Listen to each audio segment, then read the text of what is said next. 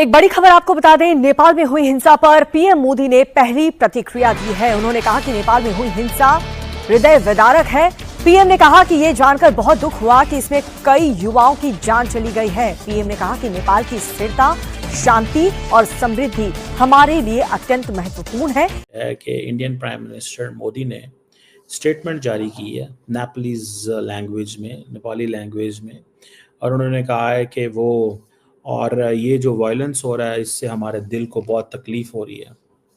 उन्होंने कहा है कि मुझे बड़ा अफसोस हुआ है कि यंग लोगों की जिंदगियां चली गई हैं। नेपाल के अंदर जी तख्ता पलट हो गया है। प्राइम मिनिस्टर ने रिजाइन कर दिया और मुल्क से भागने की तैयारी हो रही है। ना सिर्फ प्राइम मिनिस्टर ने बल्कि उनके कैबिनेट के बहुत से लोगों ने रिजाइन कर दिया। नमस्कार, मैं युधिष्ठिर उपाध्याय। नेपाल में लगातार हालात बिगड़ते जा रहे हैं। इंस्टाग्राम, फेसबुक, यूट्यूब समेत 26 सोशल मीडिया साइट्स को बैन को लेकर शुरू हुआ प्रदर्शन अब इतना हिंसक हो चुका है कि 20 से ज्यादा लोगों की मौत हो चुकी है। जो नेपाल में जो कुछ हो रहा है उसको आप किस तरह से देख रहे हैं? इसलिए कि अब वहाँ की गवर्नमेंट चेंज हो गई, वहाँ के स्टूडेंट्स और यंगस्टर्स बाहर निकले, उन्होंने जो सोशल मीडिया बैन किया था, ये सब किया था, और अब तो मोदी जी ने भी तारीफ कर दी। उन्होंने कहा ठीक है, इनका प्राइम मिनिस्टर गया सो गया। कि इंडियन प्राइम मिनिस्टर मोदी ने स्टेटमेंट जारी की है नेपालीज लैंग्वेज में, नेपाली लैंग्वेज में, और उन्होंने कहा है कि आज हमने देखा है कि हमारी जो कैबिनेट कमेटी है सिक्योरिटी अफेयर्स में, वहाँ पे नेपाल के ऊपर बड़ी लंबी डिस्कशन हुई, और ये जो वायलेंस हो रहा है इससे हमारे दिल को बहुत तकलीफ हो रही है। उन्होंने कहा है कि मुझे बड़ा अफसोस हुआ है कि यंग लोगों की ज़िंदगियाँ चली गई हैं। तो इनफैक्ट नरेंद्र मोदी साहब इज सेइंग के गुड बाय ओले, ठीक है, KP Sharma Oli, good bye, you are no more the one जिसकी हमें कोई ज़रूरत है। आपकी में कोई ज़रूरत नहीं है, आप फारग हो गए। और नेपाल जो है उसकी स्टेबिलिटी, पीस और प्रॉस्पेरिटी के लिए हम कोशिशें करेंगे, और तमाम लोग जो हैं वो वायलेंस ना करें, ठीक है जी। सो ये चीज़ है। उधर से नेपाल की जो आर्मी है उसने सिक्योरिटी सिचुएशन जो है वो अपने कंट्रोल में कर ली है। That is the most important thing. अभी तक की सिचुएशन में आर्मी ने स्टेप ओवर किया है, कंट्रोल संभाला है क्राइसिस का। नेपाल की जो आर्मी चीफ है उन्होंने कहा है कि प्रोटेस्ट नहीं होने चाहिए, और मोदी साहब जो हैं वो कह रहे हैं कि लॉस ऑफ लाइफ पे बड़ा नुकसान हुआ है। इंडिया ने अपनी सिक्योरिटी कमेटी का फैसला किया है, और the situation is delicate. Situation जो है वो डेलिकेट है, ये मैं आपको बड़े गारंटी से कह सकता हूँ।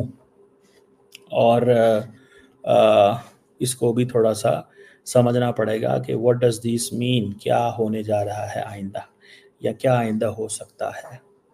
और ये जो ओले साहब हैं, ठीक है जी, ये ओले भाग गए हैं।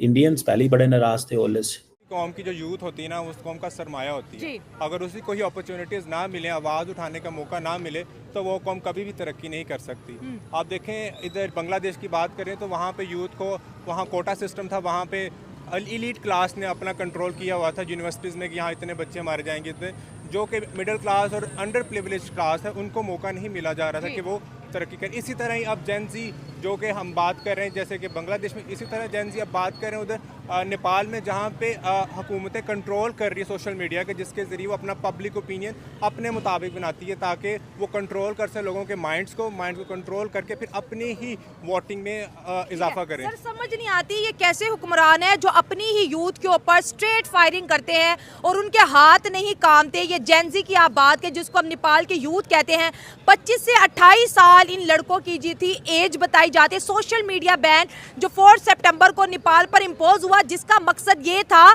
कि यहाँ की यूथ की आवाज़ दबा ली जाए। सोशल मीडिया पर जो गवर्नमेंट को क्रिटिसिज्म किया जाता है, जब हर बंदा अपनी आवाज़ पहुँचाता है उसको बंद कर दिया जाए। फेक बहाना ये बनाया था कि यहाँ इनके ये रजिस्टर यहाँ नहीं है, इनके ऑफिस यहाँ नहीं होने चाहिए। सोशल मीडिया के बैन हटाने के लिए एक नॉर्मल प्रोटेस्ट था। ये तो वो तब हुआ जब गवर्नमेंट ने गोलियां वहां पे चलाई, जब एक छोटे से बच्चे की खोपड़ी के ऊपर उन्होंने जी शूट किया। और आज आप देखिए पार्लियामेंट तक जल चुकी है और अवाम ने बता दिया कि हुक्मरान को लाने वाली अवाम ही है, जो कि हम देखते हैं एशिया कंट्री में ज़्यादातर डेमोक्रेसी को इग्नोर किया जा रहा है। तो ये क्या कहेंगे? हालांकि देखा जाए तो आपने खुद बोला कि यूथ ही मुल्क को बनाती है, लेकिन ये कैसा मुल्क है जहाँ पे यूथ का ही कोई मुस्तकबिल नहीं? अगर मैं इसकी थोड़ी सी एक वो करूँ सिचुएशन को कि क्या क्या मसले थे।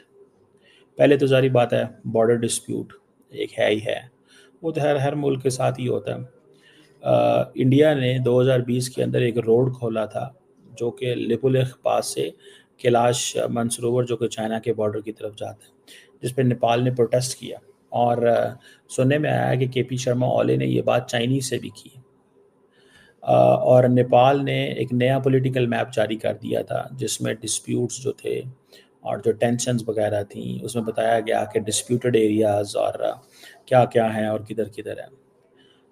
सो ये चीज़ें हैं। इंडिया और नेपाल जो है उसमें ये ओले जो है वो ये कई दफ़ा माजी में कह चुके हैं कि जनाब आप तो इंडिया को समझना चाहिए कि Nepal is not it's colony. इस तरह की बातें भी हुई हैं। ठीक है जी। चाइना फैक्टर ऑलरेडी कहा जा रहा था कि ये चाइनीज़ बंदा बैठा हुआ है काठमांडू के अंदर और चाइना के जो बेल्ट एंड रोड इनिशिएटिव का हिस्सा है, स्ट्रेटिजिक का। इंडिया कहता था कि चाइना की एक स्ट्रेटिजिक इंक्रोचमेंट है साउथ एशिया के अंदर। तो बेसिकली इंडियन समझते थे कि ये सारी की सारी जो इंक्रोचमेंट है वो जो है ना वो मतलब ये चाइना की तरफ से की जा रही है। नेपाल उसका सहारा है।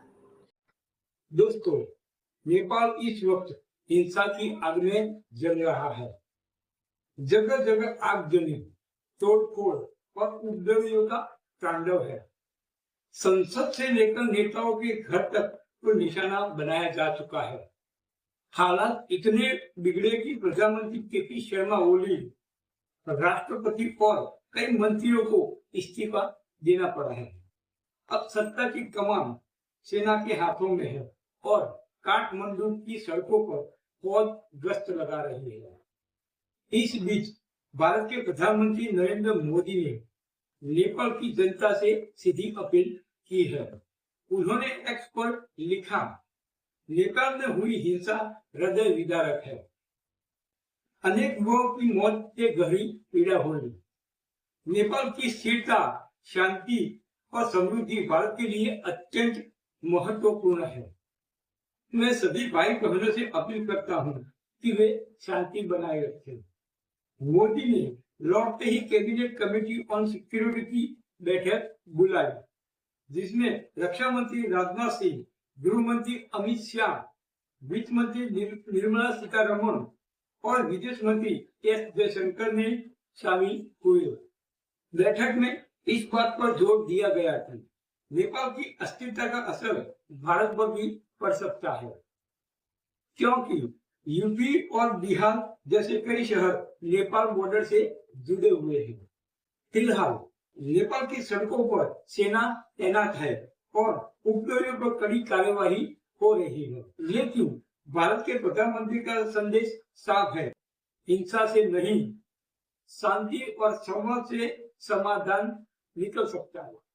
दोस्तों, इस वीडियो के बारे में आपकी क्या राय है, हमें कमेंट में जरूर बताएं और ऐसे ही सटीक न्यूज देखने के लिए हमारे चैनल जिसका नाम है रावल न्यूज 24 को सब्सक्राइब जरूर करें। मिलते हैं अगले वीडियो में, तब तक के लिए जय हिंद, जय भारत।